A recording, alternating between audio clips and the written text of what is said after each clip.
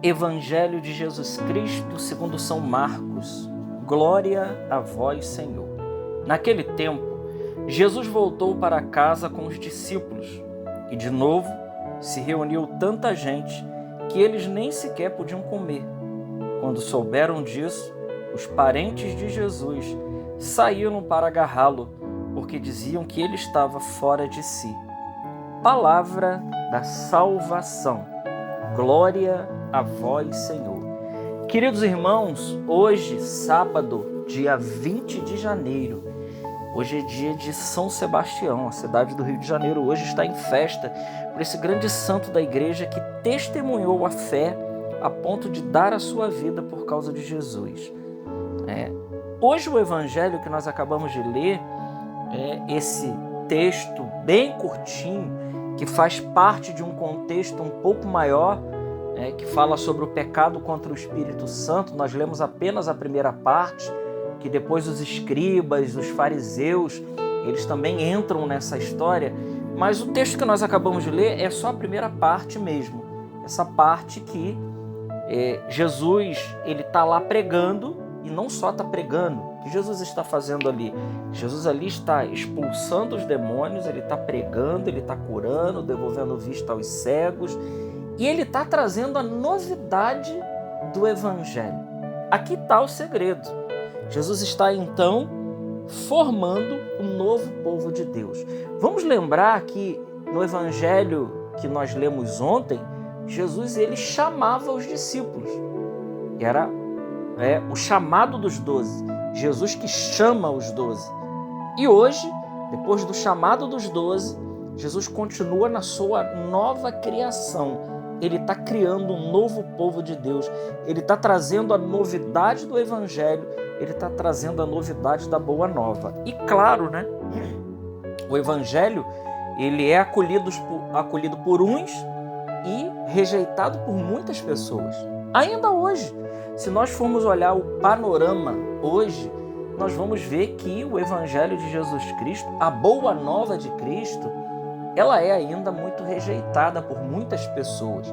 Somente que nesse texto aqui, nós vemos aqui que os próximos de Jesus, diz que os parentes de Jesus, e provavelmente aqui aqueles que conviveram com eles, aqueles que cresceram com Jesus, que conhecia eles eram incapazes de compreender o que estava acontecendo ali. E por isso, a conclusão que eles chegam erradamente é dizer que Jesus estava fora de si. Mas isso acontece ainda hoje. Quantas vezes, quando nós estamos vendo Deus agindo no nosso meio, Deus trazendo para nós a novidade da sua palavra, Ele trazendo orientação, Ele trazendo vida nova, e muitas das vezes nós não conseguimos compreender aquilo que o Senhor está falando para cada um de nós. Não conseguimos às vezes penetrar. Mas veja, aqui quem é que dá ouvido a Jesus? Os de fora. Os de fora que vão dar ouvido a Jesus. A turba, aquele povo de fora. Os próximos, aqueles que conviveram com Jesus, eles avaliam a coisa de um modo muito superficial, muito mesquinho, muito pequeno.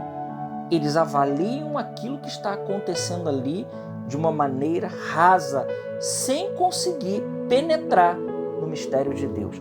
E isso é tão importante, tão profundo, que veja, o pecado contra o Espírito Santo consiste exatamente nisso. Em quê?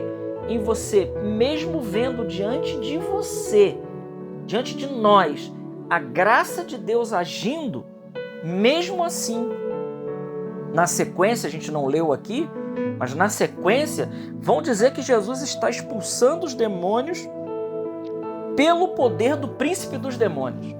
Ou seja, eles atribuem a obra de Deus ao mal. Então, eles não conseguem mesmo, os escribas, fariseus e também os próximos de Jesus. Isso aqui traz para a gente também uma outra realidade. As pessoas mais próximas de nós são as mais difíceis de receber a evangelização através de nós. Por exemplo, Você pode aí fazer, né? Talvez você já tenha vivido essa experiência de você querer evangelizar os seus. Pode ser que você tenha tido um encontro pessoal com Jesus que mudou completamente a sua vida, e pode ser que você seja eficaz quando você fala com os de fora.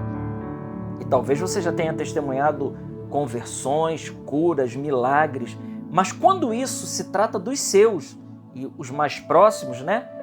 Por exemplo, mulher, marido, filhos, né? Aqueles que moram próximos, os vizinhos mais pertinhos ali, o quão difícil é eles verem em nós a graça de Deus atuando em nós. Eles acham que como se isso fosse algo assim de um outro planeta.